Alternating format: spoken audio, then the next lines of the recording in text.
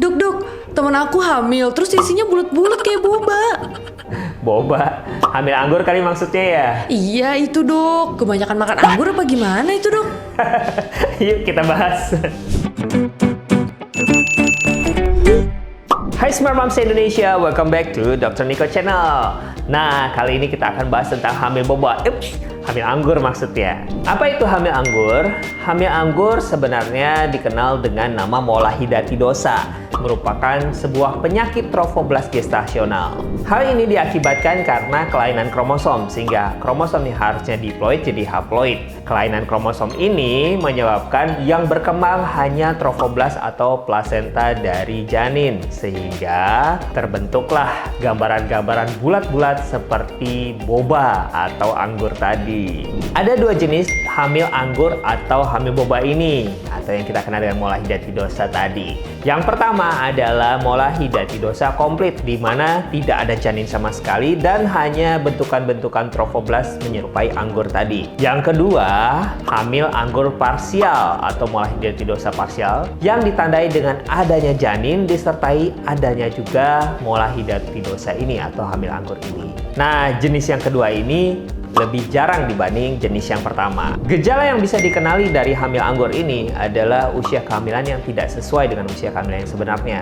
Jadi, rahim akan membesar lebih besar dari usia kehamilan yang seharusnya. Kemudian, ada tanda-tanda seperti ancaman keguguran di mana ada perdarahan, namun kali ini disertai dengan bulatan-bulatan kecil seperti boba yang transparan yang keluar dari jalan lahir. Selain itu, untuk memastikan penyakit ini, maka Smart Moms bisa melakukan pemeriksaan USG. Dari USG kita akan bisa melihat dengan jelas gambaran-gambaran anggur dan jenis dari molahidatidosa ini, apakah komplit ataupun parsial. Tentu saja pada kasus molahidatidosa ini harus dilakukan terminasi kehamilan. Terminasi kehamilan yang dipilih adalah melalui prosedur kuretase. Tetapi prosedur kuretase pada molahidatidosa ini tidak bisa dilakukan hanya satu kali loh, bisa jadi dilakukan 2 kali. Mengapa demikian? Karena pada kasus molahidatidosa, rahim sangat besar dan resiko terjadinya perforasi atau tembus pada saat dilakukan kuretase, sehingga harus dikuretase sebagian terlebih dahulu, lalu dilanjutkan 1-2 minggu kemudian untuk kuretase kedua di saat rahim sudah semakin mengecil, sehingga resiko perforasi tadi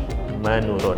Nah, setelah prosedur kuretase tadi harus dilakukan pemantauan kadar hormonal beta-HCG. Apabila kadar hormonal beta-HCG menurun, maka tidak menjadi masalah. Tetapi yang jadi masalah apabila kadar hormon beta-HCG plateau atau datar atau malah meningkat. Ini menandakan bahwa molahidatidosa tadi berubah menjadi ganas atau menjadi mola invasif atau bahkan kanker endometrium. Apabila ditemukan hal ini, maka harus dilakukan kemoterapi. Jadi, penyuntikan kemoterapi ini akan dilakukan untuk mencegah terjadinya mola invasif tadi atau perubahan ke arah kanker endometrium. Setelah itu, Smart Moms tidak boleh hamil dulu selama 1 tahun. Karena dalam 1 tahun ini akan dilakukan pemantauan terhadap perkembangan penyakit trofoblast gestasional atau molahidatidosa ini. Apakah masih mungkin berkembang menjadi keganasan atau tidak?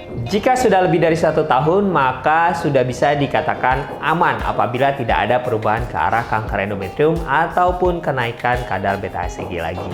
Tapi Smart Moms nggak perlu khawatir karena insidensi dari molahidatidosa ini hanya 1%. Yang perlu Smart Moms perhatikan adalah faktor-faktor resikonya. Contohnya, molahidatidosa ini paling sering terjadi pada usia-usia di atas 35 tahun. Kemudian, molahidatidosa ini juga bisa terjadi pada kondisi sperma yang memiliki DFI yang tinggi atau DNA Fragmentation Index, di mana sperma membawa kromosom yang rusak lebih banyak. Kemudian juga bisa terjadi pada Smart Moms yang memiliki riwayat molahidatidosa sebelumnya. Perhatikan juga makanan sehat dan pola hidup yang sehat ya, supaya bisa menekan angka kejadian dari molahidatidosa ini.